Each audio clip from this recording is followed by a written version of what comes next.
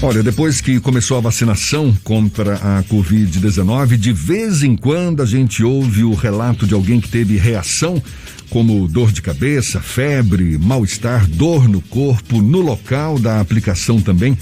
Pelo menos ninguém virou jacaré até agora e nem vai virar, né? Agora, essas respostas do organismo são motivo de preocupação? A gente fala mais sobre o assunto e conversa agora com a médica de clínica geral, Lígia Brito, nossa convidada aqui no Issa Bahia. Seja bem-vinda. Bom dia, doutora Lígia. Bom dia. Doutora Lígia, reações à vacina, a gente sabe, são comuns, mas quando é que a reação pode se tornar um problema sério para a pessoa que recebeu, por exemplo, a vacina contra a Covid-19? Quando é uma passa de 48, 72 horas de, por exemplo, febre, se é uma dor muito forte, seja de cabeça ou uma dor no corpo, aí sim a gente deve procurar um médico. E nesse caso, suspeita-se de quê? São casos específicos ou de fato podem ocorrer assim de forma geral?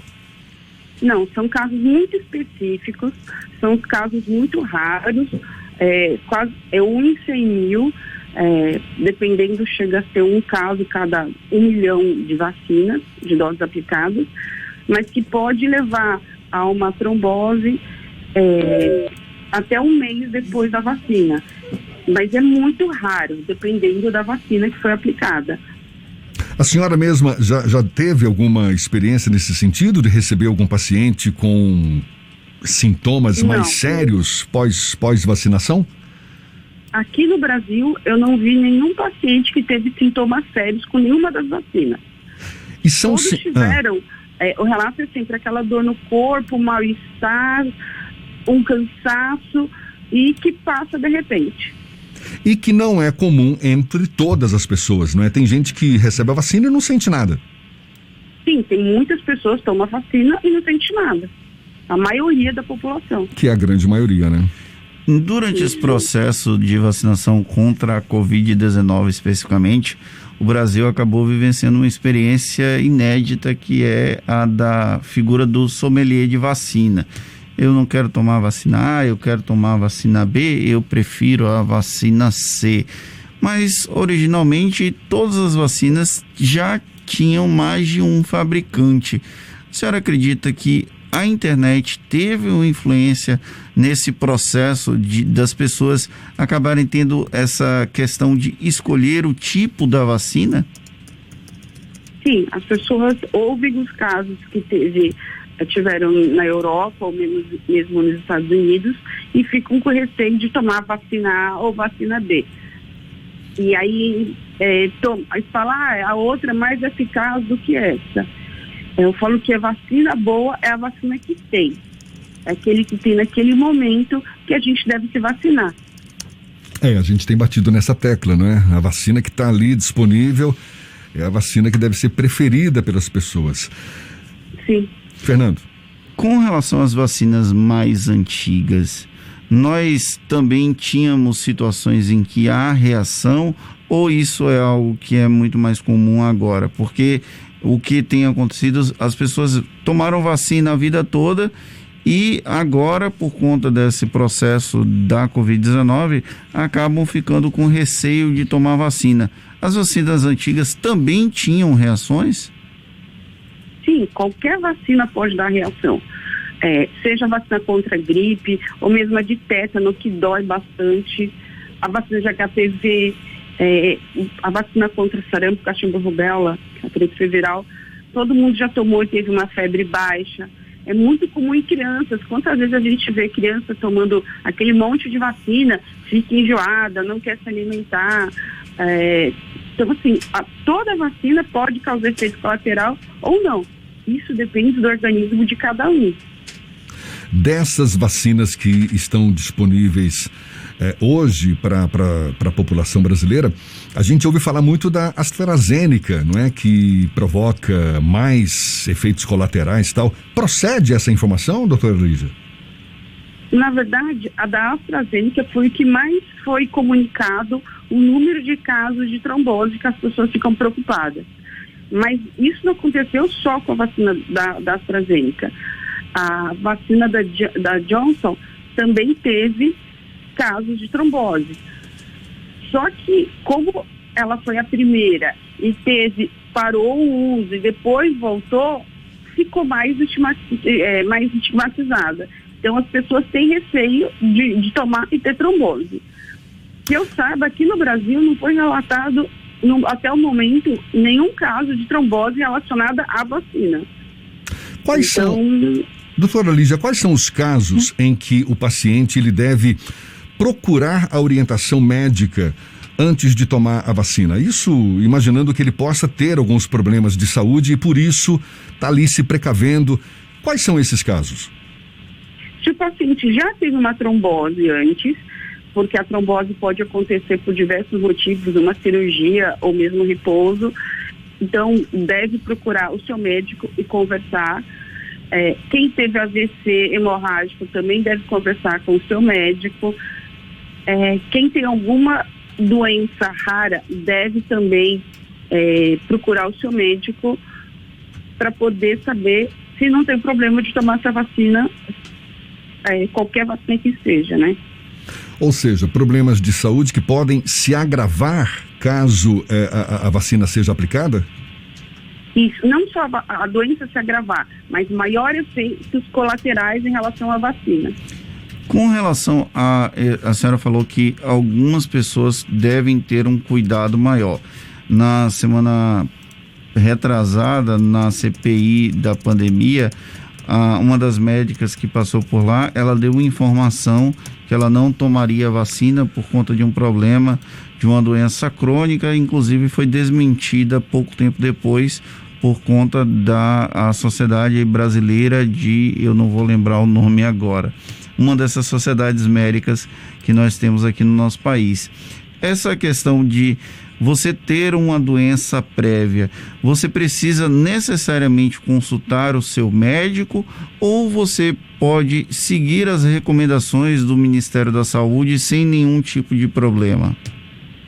A maioria das doenças crônicas você pode tomar vacina sem nenhum problema. Pressão alta é uma doença crônica, diabetes, asma, lúpus, artrite reumatoide, tem várias doenças que você não tem problema.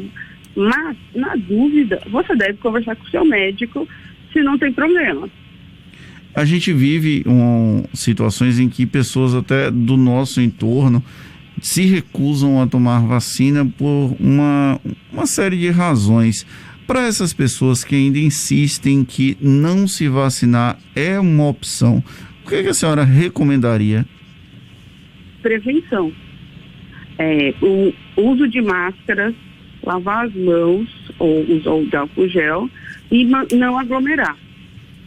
Essas pessoas que não tomam vacina, elas vêm tem um grupo anti-vacina que começou nos Estados Unidos e Europa, e aqui no Brasil ainda é muito pouco o grupo de pessoas que não aceita a vacina por diversas razões, de motivos. Mas essas pessoas acabam não só se colocando em risco, mas colocando em risco todas as pessoas que estão à volta dela. Porque numa pandemia, a gente não toma vacina só para se proteger. A gente toma vacina para proteger nós mesmos e todo mundo que está à nossa volta. Afinal, a gente não quer que o nosso filho, pai, mãe tenham a doença e risco de óbito, né? Aliás, é com a vacinação que a gente espera atingir a tal imunidade de rebanho, não é verdade? Exatamente, a imunidade de rebanho só vai ser conseguida quando boa parte da população estiver vacinada. Doutora Lígia, como é que a senhora avalia a eficácia dessas vacinas contra a Covid-19 diante das novas variantes? É ainda uma incógnita, né? Porque acho que está muito cedo ainda, mas qual é a sua expectativa? Vai funcionar ou vai ser necessária a criação de uma nova vacina mais atualizada? Vai ser por aí, né? Sim, por aí. No momento, todas as vacinas que nós temos, elas têm alguma eficácia contra essas novas variantes. O problema é que quanto mais o vírus circula, mais variantes vão aparecendo. E com isso, elas vão acabar ficando com o tempo não é que fica resistente. A vacina não vai responder, não atinge aquele vírus. Então pode ser que no futuro seja que nem a vacina da gripe, onde é visto quais vírus predominantes, tipos de vírus variantes tem este ano e produz a vacina do ano que vem. A senhora falou da gripe, né? A gripe, todo ano tem vacinação contra a gripe, né? São vacinas que acabam protegendo as pessoas contra novas cepas da gripe e tudo mais. A senhora acredita, é uma pergunta que eu já fiz até para outros especialistas da área de saúde aqui no nosso programa, mas vou fazer para a senhora também. A senhora acredita que a Covid-19 vai se tornar uma doença endêmica, assim como a gripe? Ou seja, todo ano vai ter que ter vacinação contra a Covid e vai ser uma doença com a qual a gente vai ter que aprender a conviver? Eu acredito que vai se tornar ao longo do tempo endêmica, que nem o H1N1, que é um tipo de vírus da influenza, que é o vírus da gripe, mas a gente não sabe ainda se a vacina ela tem eficácia por 1 ano, por 2 anos, quanto tempo que vai ser necessária a revacinação. Então a gente ainda não sabe se vai ter que vacinar todo ano ou se cada 2 anos, 3 anos, 5 anos. Então só o tempo ainda para dizer o intervalo de tempo entre as vacinas. Tem uma pergunta aqui do nosso ouvinte Márcio Cruz, que eu acho que muitos ouvintes também estariam interessados. Depois que toma a vacina da Covid-19, tem alguma recomendação sobre consumo de bebida alcoólica ou comida? Não tem problema. Você pode tomar antes, depois. O álcool não vai alterar a sua imunidade em relação à vacina. Tá aí a resposta, Márcio, nosso amigo Pombo lá de Ilhéus. Isso depois de tomar a vacina, né? Antes ou depois não vai ter influência antes nenhuma. Ou depois. Então, Paulinho... Aliás, Paulinho já tomou, né? Tomou todas, aliás. Tardio, inclusive, vai tomar a vacina com um copo de vinho, é isso mesmo? Uma taça de vinho? Não começa a espalhar notícia que não tem nada a ver. Vacina não é para se tomar com taça de vinho. A vacina... Aliás, a dose exata da vacina também varia de vacina para vacina, né, doutora Lígia? Sim, depende de cada imunizante, de cada fabricante, se é 0,5 ml, se é 0,3, 0,2, depende de cada quantidade que tem em cada vacina, cada frasquinha. Doutora Lígia, mais uma questão, a gente deve até falar mais tarde também a respeito, essa vacina que está para chegar ao Brasil agora, da Johnson & Johnson, a vacina da Janssen, né? Como é que é? Eu falei certo? Janssen. E que, num primeiro momento, a gente soube, ela ia chegar já com prazo de validade prestes a expirar e ganhou uma sobrevida, esse prazo de validade. Não é de estranhar, não, porque... ela estava ali já com prazo pré-definido, né? Vai se esgotar tal data. Mas como está demorando para chegar ao Brasil, deram um jeito de esticar esse prazo de validade. É por aí mesmo? Isso é comum? Pode acontecer, não é o comum, mas acontece como para não perder, a Johnson nos Estados Unidos fez testes vendo se a vacina é eficaz, mesmo com o tempo de validade.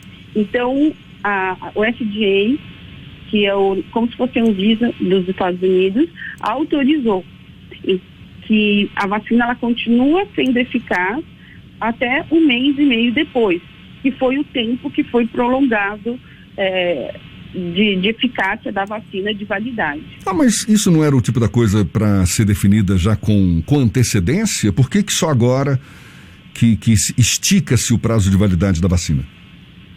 Para não se perder a vacina. Então, eu sei que que normalmente quando se faz estudo, você planeja um tempo que a vacina vai ser eficaz.